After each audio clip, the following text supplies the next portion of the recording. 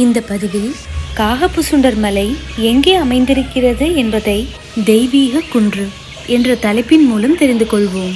சோமசுந்தர பெருமானும் அன்னை மீனாட்சியும் அருளும் மதுரை மாநகரத்தில் இருந்து சுமார் 7 கிலோமீட்டர் தொலைவில் திருப்பரங்குன்றத்தில் அமைந்திருக்கிறது காகபுசுண்டர் மலை.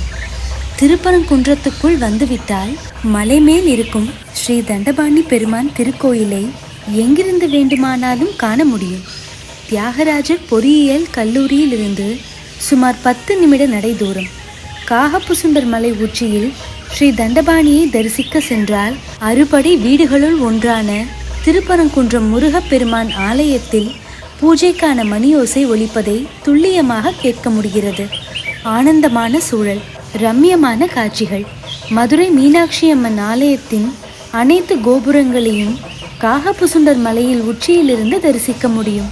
இந்த மலைக்கே அதிபதியாக திகழ்பவரும் 18 சித்தர்களுள் ஒருவரான காகபுசுண்டரை பற்றி அடுத்த பதிவில் தெரிந்து கொள்வோம்.